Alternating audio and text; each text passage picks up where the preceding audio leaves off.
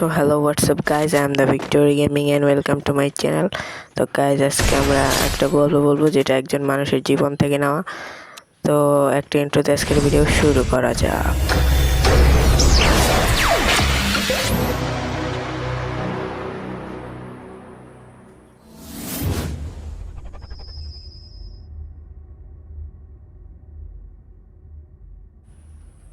তো গাইজ, সেই এলাকাটা হবে বরিশাল অঞ্চলের কাছে। তা সেখানে দুজন বন্ধু ছিল যারা সর্বদা একসাথে যাওয়া আসা করতো, একসঙ্গে স্কুলে যেত, কিন্তু তাদের বাড়িও পাশাপাশিই ছিল। তো এরকম একদিন তারা স্কুলে আসার পথে দেখতে পেলো তাদের বন্ধুরা মিলে কিছু একটা গেম খেলছে।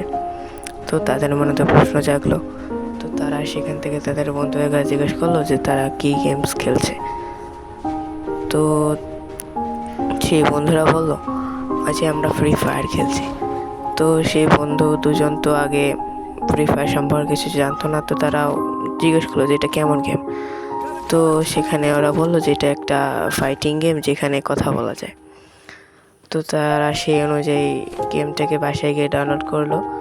তো ডাউনলোড করার পর একজনের ডিভাইস ছিল মোটামুটি খেলার মতো এবং আরেকজনের ডিভাইসটা একটু খারাপ ছিল।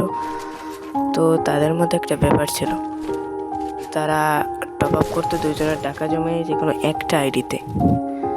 তো একটা আইডিতে টপ আপ করতো, মনে করো যে এই ইভেন্ট তারা নিত, মানে এই ইভেন্ট প্রথম বন্ধু নিত আর পরের ইভেন্ট দ্বিতীয় বন্ধু নিত। তো এরকম করতে করতে তাদের লেভেল বাড়তে থাকলো দুজনের একসঙ্গেই। যেমন নর্মাল প্লেয়ারদের বাড়ে 10 থেকে 20, 20 থেকে 30, 30 থেকে 40, 40 থেকে 60, 60 থেকে 80 এরকম করে বাড়তে থাকলো। তো এক সময় এসে যে তোর থেকে আমি ভালো খেলি, আর দ্বিতীয় বন্ধু বলতো যে আমি তোর চেয়ে ভালো খেলি। তো এরকম খেলতে খেলতে তারা এক সময় কাস্টমের চ্যালেঞ্জ করলো, কিন্তু কাস্টমের চ্যালেঞ্জটা করেছিল দ্বিতীয় বন্ধুটাই। তো প্রথম বন্ধু বললো যে না ভাই, আজকে একটু দেখ, আজকে আমার ফোনে চার্জ নেই। তো একটা ব্যাপারে ছিল যে সেই প্রথম বন্ধুটা যখন গেম প্লে করতো তখন তার ফোনটা চার্জে লাগিয়ে খেলতো। তো এরকম করে সে দ্বিতীয় বন্ধুটা অনেক জোরাজোরি করে প্রথম বন্ধুকে, যে বলে যে তুই যদি আমার সাথে না কাস্টম খেলিস তাহলে বুঝবো তুই বট। তো এরকম করে এক প্রকার বাধ্য হয়ে প্রথম বন্ধুটা কাস্টমে গেল। তো প্রথম রাউন্ডে প্রথম বন্ধুটা রাউন্ড পেল না, পেল দ্বিতীয় বন্ধু। তো পরের যে রাউন্ড, মানে রাউন্ড 2, সেখানে তো দ্বিতীয় বন্ধু চান্স না পেলো। তো প্রথম বন্ধু দেখাই দিল যে সে নর্মাল ডিভাইসেও ভালো খেলতে পারে। তো যে তৃতীয় যে রাউন্ডটা আসলো, তারপর দ্বিতীয় বন্ধু দেখে যে তার ক্যারেক্টারটা কম্পিউটার হয়ে গেছে। তো দ্বিতীয় বন্ধু তো ভাবে যে তার ক্যারেক্টারটা কম্পিউটার হয়ে গেছে, সে মনে করো ভয়েই গেম থেকে বের হয়ে গেছে। তো সে তো ভাবলো যে কালকে সে স্কুলে গিয়ে প্রথম বন্ধুকে এটা নিয়ে অনেক জ্বালাতন করবে। তো সে বন্ধুদের বলবে গিয়ে যে দেখো আমার এই বন্ধু আমার কাছে হেরে গেছে। তো ভয় সে তৃতীয় রাউন্ডে কাস্টম থেকে বেরিয়ে গেছে। তো এক প্রকার আনন্দ নিয়ে এসেছিল। তো পরে সে স্কুলে যায় এবং স্কুলে গিয়ে দেখে যে সেই প্রথম বন্ধুটা আসে না। তো পরদিনও দেখে যে একই ব্যাপার, যে প্রথম বন্ধুটা আসে না। তো সে বাসায় গিয়ে ফোন থেকে তার বন্ধুর কাছে কল করে। তো প্রথম কলটা তো ধরে নাই, এরপর দ্বিতীয় যে কল করে তখন সেই কলটা ধরে তার বাবা। ধরে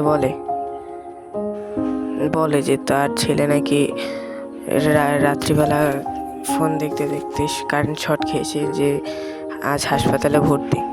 তো সেই দ্বিতীয় নম্বর বন্ধুটা তো কথাটা শুনে এক প্রকার ভয় পেয়ে গেছিল যে তার জন্য কি তার বন্ধুটা আজকে এই পথে।